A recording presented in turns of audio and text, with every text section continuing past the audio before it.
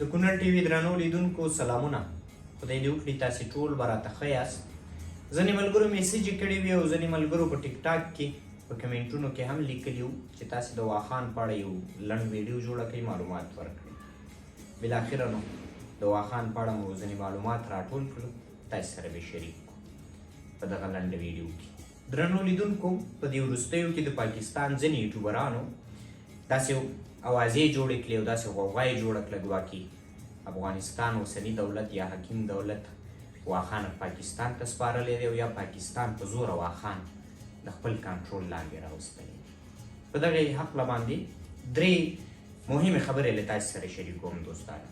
لومړی، د نړیوالو قوانینو په اساس د ملګرو ملتونو د ثبت په کتاب کې واخان د افغانستان ملکیت ګڼل کیږي او هیڅ هم کوم هیواد نشي کولی واخان په زور زبردستۍ باندې لاسته راوړي او کنټرول پرې ولري، ځکه د نړیوالو قوانینو خلاف کار راځي.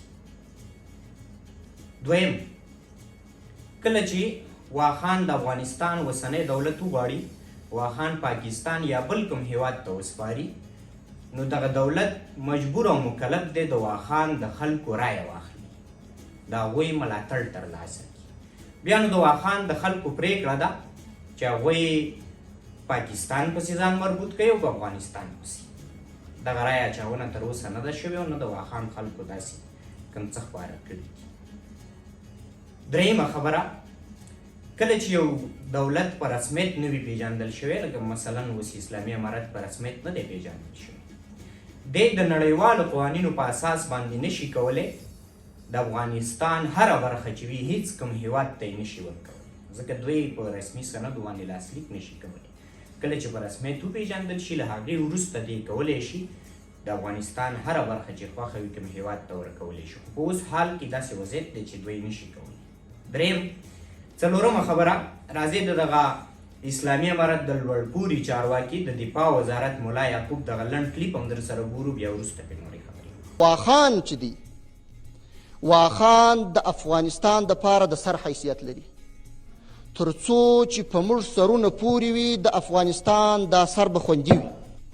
ښه دوستانو، د ملا یعقوب دغه لنډ کلیپ هم تاسې ولیدو چې څو ورځې مخکې په یوې غونډه کې په وینا کې دغه خبرې کړي دي او دی وایي چې تر څو یو افغان ژوندی واخان ورته د سر قیمت لري او هیڅ هیواد نشي کولی چې واخان ترې واخلي او واخان د افغانستان لپاره یو له مهمو برخو څخه ده. درنو لیدونکو، ټولو مینوالو لیدونکو او دوستانو څخه مې غوښتنه همدا ده چې دا میډیا نن سبا څه ډول کانې نه کوي.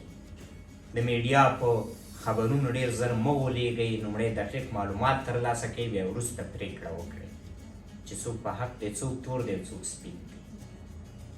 د پاکستان اوسنۍ پالیسي هم دا ده، یوټیوبران او خبریالان او ژورنالیستانو یې دغه موضوع د دې دپاره راواچوله چې په پاکستان کې نن سبا وضعیت ډېر ګډ وډ دی او یوازینی علت یې همدا و چې دا موضوع راواچوي تر څو د افغانانو پام د پاکستان څخه واوړي او خپلې سیمې ته یې پام شي. زموږ د پام اړولو لپاره یې یوټیوبران وهڅېدل تر څو دا موضوع رامنځته کړي او زموږ د ټولو پام واوړي چې پاکستان په کوم حال دی. نور نو قضاوت تاسې ته پرېږدو، موږ در سره دغه لنډ معلومات شریک کړل. تر بیا ښه